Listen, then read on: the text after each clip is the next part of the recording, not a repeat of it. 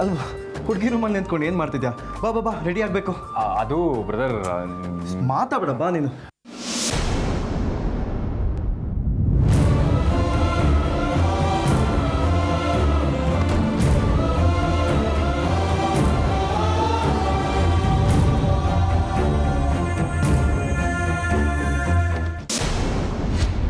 ಏಯ್, ಏನೋ ನೀನು ಹುಚ್ಚಾಟ?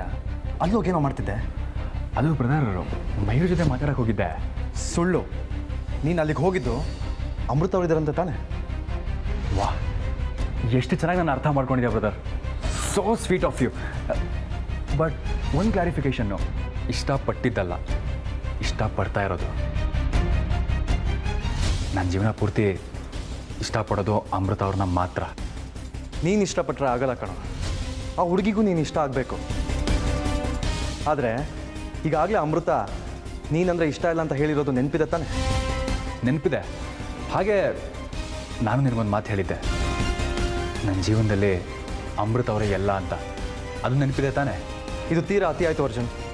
ಈ ನೀನು ಒಂದೇ ಪ್ರೀತಿನ ಯಾವತ್ತೂ ಪ್ರೀತಿ ಅಂತ ಹೇಳಲ್ಲ, ಹುಚ್ಚಾಟ ಅಂತಾರೆ. ಪಾಗಲ್ ಆಗೋಗ್ತಿದ್ಯಾ ಕಣೋ. ಬ್ರದರ್, ನಾನು ಅಮೃತ ಅವ್ರನ್ನ ಯಾವಾಗ ಪ್ರೀತಿಸೋದಕ್ಕೆ ಶುರು ಮಾಡಿದ್ನೋ ಆ ಕ್ಷಣದಿಂದನೇ ಅವ್ರ ಪ್ರೀತಿಯ ಹುಚ್ಚ ಆಗಿಬಿಟ್ಟಿದ್ದೀನಿ. ಈಗ ಅರೆ ಹುಚ್ಚ ಆಗಿದ್ಯಾ. ಇನ್ನೂ ಹೀಗೆ ಅವಳಿಂದ ಸುತ್ತಾ ಇದ್ರೆ ಪೂರ್ತಿ ಹುಚ್ಚಾಗೋಗ್ತೀಯಾ.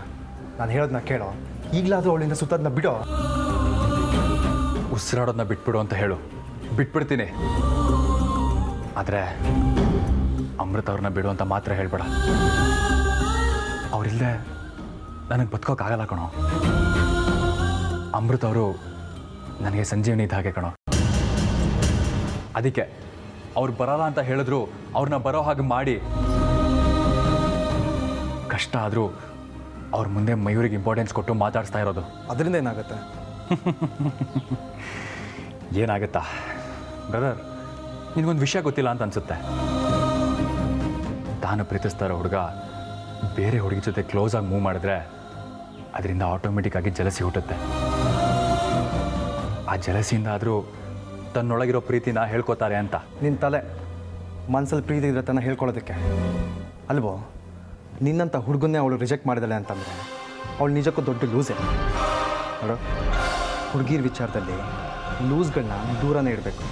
ಅವ್ರು ಯಾವತ್ತಿದ್ರೂ ಡೇಂಜರ್. ಪ್ಲೀಸ್, ನಾನು ಹೇಳೋದನ್ನ ಸ್ವಲ್ಪ ಅರ್ಥ ಮಾಡ್ಕೊ. ಸುಮ್ಮನೆ ಈಗ ಎಳ್ಚಲ್ಸಾಗಾಡಿ ಅಪ್ಪನ ಮರ್ಯಾದೆ ಹೋಗೋ ಥರ ಏನಾದ್ರು ಮಾಡಿದ್ರೆ ನಾನು ಮಾತ್ರ ಸರಿ ಇರಲ್ಲ. ಚೆನ್ನಾಗಿದೆ ಕಣೋ ಅಣ್ಣ ನಿನ್ನ ವರ್ಷೆ.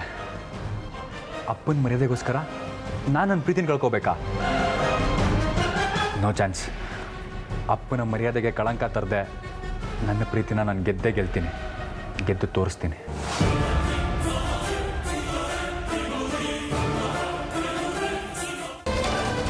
ನಿಮಗೇನಾದರೂ ಗೊತ್ತಾ ಇದಕ್ಕೆ ಮುಂಚೆ ನಾವೆಲ್ಲಿ ಭೇಟಿಯಾಗಿದ್ವಿ ಅಂತ? ಏನು ಹೇಳ್ತಾ ಇದ್ದೀಯ ರುದ್ರ ನೀನು? ಇದಕ್ಕೂ ಮುಂಚೆ ಅಮೃತ ನೋಡಿದ್ಯಾ? ಹೌದು ಅಣ್ಣ, ಆದರೆ ಎಲ್ಲಿ ಅಂತ ನೆನಪಾಗ್ತಾ ಇಲ್ಲ. ನಾನು ನಿಮ್ಮನ್ನು ನೋಡಿದ್ದೀನಿ, ಆದರೆ ಎಲ್ಲಿ ಅಂತ ನನಗೂ ಅರ್ಥ ಆಗ್ತಿಲ್ಲ. ಚೆನ್ನಾಗಿದೆ, ಒಬ್ರನ್ನೊಬ್ರು ಮೀಟ್ ಮಾಡಿದ್ದೀರಾ, ಆದರೆ ಇಬ್ರಿಗೂ ಗೊತ್ತಿಲ್ಲ ಎಲ್ಲಿ ಮೀಟ್ ಮಾಡಿದ್ದೀವಿ ಅಂತ. ಹೋಗಲಿ ಬಿಡಿ, ಈಗ ಮತ್ತೆ ಮೀಟ್ ಮಾಡಿದ್ದೀರಲ್ವಾ, ಮತ್ತೆ ನೀವು ನೆನ್ಪು ಮಾಡ್ಕೊಳ್ಳೋ ಅಗತ್ಯನೇ ಇಲ್ಲ ಎಲ್ಲಿ ಮೀಟ್ ಮಾಡಿದ್ವಿ ಅಂತ. ಅಂದಾಗೆ ಅಮೃತ, ನೀನು ನಮ್ಮ ಮನೆಗೆ ಬಂದಿದ್ದು ಒಳ್ಳೇದಾಯ್ತು.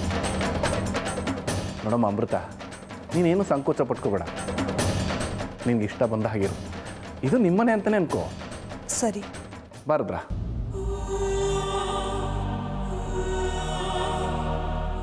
ಒಂದು ನಿಮಿಷ.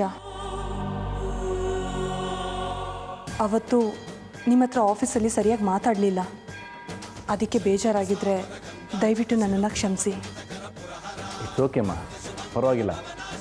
ನೀನು ಅವತ್ತು ಏನು ಬೇಸರದಲ್ಲಿದೆಯೋ ಏನೋ, ಅದಕ್ಕೆ ನನ್ನ ಜೊತೆ ಸರಿಯಾಗಿ ಮಾತಾಡಿಲ್ಲ. ನಾನು ಅದನ್ನು ಮನಸ್ಸಲ್ಲೂ ಇಟ್ಕೊಂಡಿಲ್ಲ. ನೋಡಮ್ಮ ಅಮೃತ, ಇದನ್ನು ನಿನ್ನ ಮನೆ ಅಂತ ಅನ್ಕೋ. ನಿಮ್ಗೆ ಹೇಗೆ ಬರುತ್ತೆ ಹಾಗೆ ಸಂತೋಷವಾಗಿ ಓಡಾಡ್ಕೊಂಡಿರ್ತೀನಿ, ಆಯಿತಾ? ಸರಿ.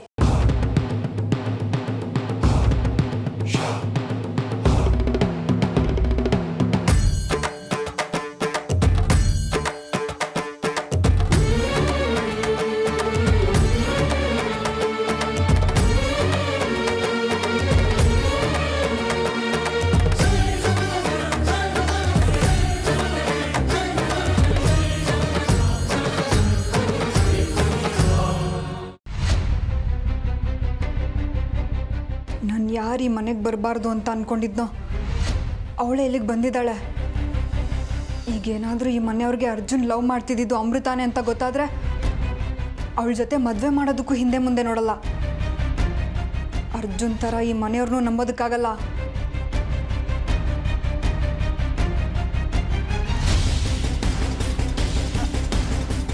ಅರ್ಜುನ್, ನೀನೇನಿಲ್ಲಿ? ನಿನ್ನ ಹತ್ರ ಸ್ವಲ್ಪ ಪರ್ಸ್ನಲ್ ಆಗಿ ಮಾತಾಡಬೇಕಾಗಿತ್ತು, ಅದಕ್ಕೆ ಬಂದೆ. ನಿನ್ನ ಪರ್ಸ್ನಲ್ ಏನು ಅಂತ ನನಗೆ ಗೊತ್ತಿಲ್ವಾ? ಮದುವೆ ಆದಮೇಲೆ ಹನಿಮೂನ್ ಎಲ್ಲಿ ಅಂತ ಕೇಳೋಕೆ ಬಂದಿರೋದು ಅಂತ. ನಿನ್ನ ತಲೆ, ನಿನಗೆ ಯಾವಾಗಲೂ ಅದೇ ಚಿಂತೆನಾ? ನಾನು ಬಂದಿದ್ದು ನಮ್ಮ ಹನಿಮೂನ್ ಬಗ್ಗೆ ಮಾತಾಡೋದಕ್ಕಲ್ಲ, ನನ್ನ ಮರೆತು ಬಿಡು ಅಂತ ಹೇಳೋದಕ್ಕೆ. ನೋಡು, ಇನ್ನೂ ಕಾಲ ಮಿಂಚಿಲ್ಲ, ನಮ್ಮ ಎಂಗೇಜ್ಮೆಂಟ್ ಕೂಡ ಇನ್ನೂ ಆಗಿಲ್ಲ. ನನ್ನ ಮದುವೆ ಆಗೋ ಮನಸ್ಸನ್ನ ಬದಲಾಯಿಸು. ನನಗೆ ಈ ಮದುವೆಗಿದ್ವೆಲ್ಲ ಇಷ್ಟ ಇಲ್ಲ. ಯು ಮೈ ಬೆಸ್ಟ್ ಫ್ರೆಂಡ್ ಅಷ್ಟೇ. ನೀನು ನನ್ನೇ ಮದುವೆ ಆಗಬೇಕು ಅಂತ ಹಠಕ್ಕೆ ಬಿದ್ದು ಮದುವೆ ಆದರೆ ಅದರಿಂದ ನೀನು ಸಫರ್ ಆಗ್ತೀಯ. ಬರೀ ನೀನು ಮಾತ್ರ ಅಲ್ಲ, ನಾನು ಸಫರ್ ಆಗಬೇಕಾಗತ್ತೆ. ಇದರಿಂದ ಇಬ್ಬರಿಗೂ ಒಳ್ಳೆಯದಾಗಲ್ಲ. ಅರ್ಜುನ್, ಅದಕ್ಕೆ ನಿನಗೊಂದು ಒಳ್ಳೆ ಸಜೆಷನ್ ಕೊಡ್ತೀನಿ. ನನಗಿಂತ ಒಳ್ಳೆ ಹುಡುಗನ ಹುಡುಕಿ, ಒಳ್ಳೆ ಹುಡುಗ ಅಷ್ಟೇ ಅಲ್ಲ, ನಿನಗೊಂದು ಎಲ್ಲ ಥರದಲ್ಲೂ ಇಷ್ಟ ಆಗಬೇಕು ಅಂಥ ಹುಡುಗನ ಹುಡುಕಿ ಅವನ ಜೊತೆ ನಿನ್ನ ಮದುವೆ ಮಾಡಿಸೋ ಜವಾಬ್ದಾರಿ ನಂದು. ಒಪ್ಕೊ ಮಯೂರಿ, ಪ್ಲೀಸ್. ಇಲ್ಲ ಅನ್ಬೇಡ, ಒಪ್ಕೊ ಮಯೂರಿ. ಹ್ಞೂ ಅನ್ನು. ಇದಕ್ಕಿಂತ ಒಳ್ಳೆ ಸಜೆಷನ್ನು ಯಾರು ಕೊಡ್ತಾರೆ ಹೇಳು? ಪ್ಲೀಸ್ ಮಯೂರಿ, ಒಪ್ಕೋ. ಏಯ್, ಏನು ಮಾಡ್ತಾ ಇದೆಯಾ? ಯಾಕೆ ಕಾಣಿಸ್ತಾ ಇಲ್ವಾ ಕೈಯಲ್ಲಿ ಏನಿದೆ ಅಂತ? ಏಯ್, ಕೂಲ್ ಡೌನ್ ಮಯೂರಿ. ಏನು ನನ್ನ ಕೊಲೆ ಮಾಡಬೇಕು ಅಂತ ಇದೆಯಾ? ಮಾಡು. ಇಷ್ಟ ಇಲ್ದಿರೋ ಮದುವೆ ಆಗೋಕ್ಕಿಂತ ಸಾಯೋದೇ ಒಳ್ಳೆಯದು. ಕಿಲ್ಮಿ. ಬರೀ ಚಾಕು ಹಿಡಿದ್ರೆ ಸಾಕಾಗಲ್ಲ ಕಣೆ, ಸಾಯಿಸೋದಕ್ಕೆ ಧೈರ್ಯ ಬೇಕು. ಆ ಧೈರ್ಯ ನಿನಗಿಲ್ಲ ಬಿಡು. ಮಯೂರಿ, ಏನು ಮಾಡ್ತಾ ಇದೆಯಾ? ಹತ್ರ ಬರ್ಬೇಡ ನೀನು. ಹತ್ರ ಬಂದ್ರೆ ಮತ್ತೆ ಕುಯ್ಕೋತೀನಿ. ಏ ಇಡಿಯಟ್, ಯಾಕಂಗ್ ಮಾಡ್ಕೋತಾ ಇದೆಯಾ? ಮತ್ತೆ ಕುಯ್ಕೋತೀನಿ. ಅಯ್ಯೋ ಶಿವನೇ, ಏನೇ ಮಾಡ್ಕೊಂಡೆ ನೀನು? ಕೈ ಕುಯ್ಕೊಂಡೇನೆ. ಹೇಮ, ಬಾಗ್ಲಾಕು. ಯಾರದ್ದು ನೋಡಿದ್ರೆ ಏನ್ ಗತಿ?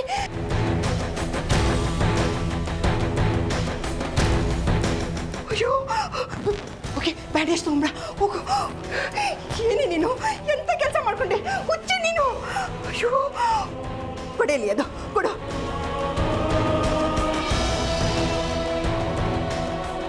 ಕೂತ್ಕೊಳ್ಳೆ, ಕೂತ್ಕೋ.